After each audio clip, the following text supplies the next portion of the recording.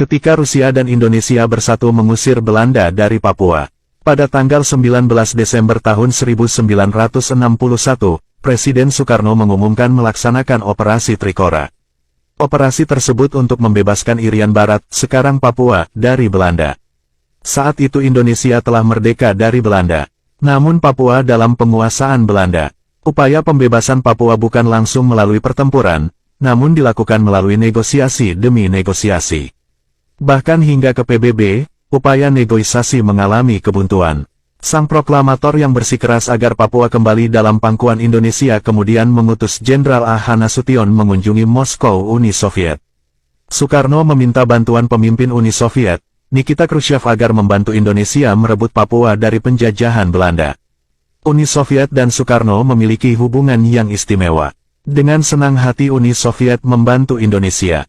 Terlebih lagi Khrushchev mendukung gerakan anti-kolonialisme di Asia dan Afrika.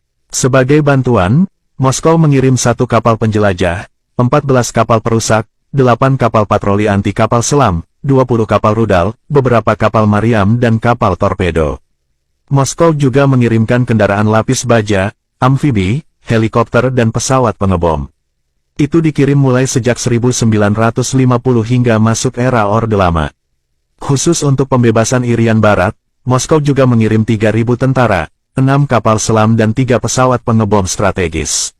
Sementara Indonesia menerjunkan 13.000 tentara, 7.000 pasukan terjun payung, 4.500 marinir dan 139 pesawat. Konflik bersenjata. Belanda mengirim sebuah kapal induk bernama Harry Mes Karel Dormen ke Irian Barat. Selain itu kekuatan militer Belanda terus bertambah untuk bersiap konfrontasi dengan Indonesia. Sementara Indonesia melakukan operasi yang sangat rahasia dengan menyusupkan sukarelawan ke Irian Barat. TNI AD dengan bantuan TNI AL melakukan penyusupan secara sukarela menuju pantai Irian Barat. TNI AD juga meminta bantuan TNI AU mengirim 2 pesawat Hercules yang membantu membawa pasukan dengan jumlah besar. Sisi lain, Polri menyiapkan pasukan Brimob yang tersusun dalam beberapa resimen tim pertempuran RTP. RTP Brimob ini digelar di Kepulauan Ambon untuk bersiap-siap menyerbu ke Irian Barat.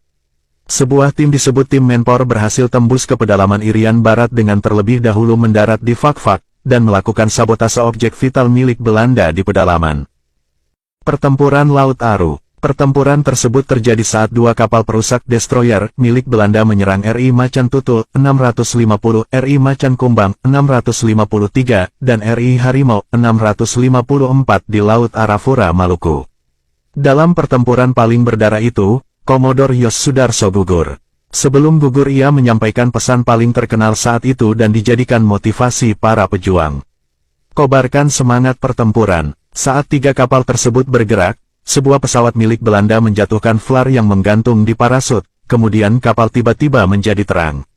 3 kapal Belanda yang berukuran lebih besar ternyata telah menunggu. Kapal Belanda mengeluarkan tembakan peringatan yang jatuh tepat di samping KRI Harimau. Kolonel Sudomo balas menembak namun gagal mengenai sasaran. Kemudian Komodor Yos Sudarso memerintahkan 3 kapal tersebut kembali. Saat kapal-kapal Indonesia berbelok, kapal Belanda mengira kapal tersebut akan bermanuver menyerang mereka. Tembakan pertama meleset, dan tembakan kedua tepat mengenai KRI Macan Tutul.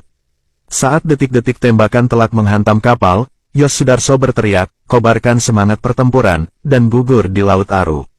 Operasi Terjun Payung. Operasi infiltrasi udara ini dipimpin Maijen Soeharto. Sekitar 81 penerjun payung diturunkan oleh pesawat Hercules. Operasi ini memiliki sandi-sandi panggilan, kode memanggil teman dan titik kumpul usai terjun. Operasi sebelumnya menggunakan pesawat berukuran kecil yang hanya mampu mengangkut 18 orang. Namun itu selalu ketahuan oleh pesawat pemburu Neptune milik Belanda, sehingga digunakan Hercules. Saat Neptune Belanda menyadari Hercules telah pulang mengantar penerjun, namun dengan cepat pesawat Hercules naik ke ketinggian yang tidak dapat diikuti pesawat milik Belanda tersebut. TNI Angkatan Laut kemudian menyiapkan Operasi Jayawijaya. Operasi amfibi terbesar dalam sejarah operasi militer di Indonesia. Operasi melibatkan 100 kapal perang dan 16.000 prajurit. Amerika Serikat yang awalnya menolak membantu Indonesia membebaskan Irian Barat, justru ketakutan melihat pembebasan Irian Barat. AS khawatir pembebasan Irian Barat menjadi awal Perang Dunia Ketiga antara Uni Soviet dan Amerika. Terlebih lagi saat itu masih dalam masa Perang Dingin. Selain itu, Amerika Serikat juga khawatir jika Indonesia terus dibantu Uni Soviet, maka Indonesia akan mendukung Uni Soviet yang saat itu posisi Indonesia berada pada negara non-blok. Sementara, Australia yang awalnya mendukung kemerdekaan Papua atas desakan Amerika mengubah pendirian untuk mendukung Papua bergabung dengan Indonesia. Pada tanggal 15 Agustus tahun 1962 dilakukan persetujuan New York antara Indonesia dengan Belanda. Poin perundingan tersebut pada substansinya akan melakukan referendum agar masyarakat Papua memilih masuk Indonesia atau menjadi negara sendiri. Referendum itu dikenal dengan nama penentuan pendapat rakyat PPRA, yang dilakukan pada 1969.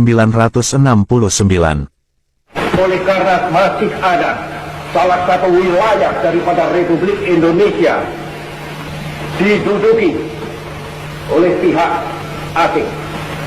Oleh karena salah satu wilayah daripada Republik Indonesia masih belum merdeka, maka kita anggap sebagai satu kewajiban yang keramat untuk memasukkan daerah yang masih diduduki oleh pihak asing itu ke bawah kekuasaan Republik Indonesia. Dan saya ulangi lagi, insya Allah subhanahu wa ta'ala dalam tahun ini juga. Sebab itu adalah kehendak bukan saja daripada seluruh rakyat Indonesia yang berjumlah 96 juta orang, tetapi adalah juga satu keharusan daripada setiap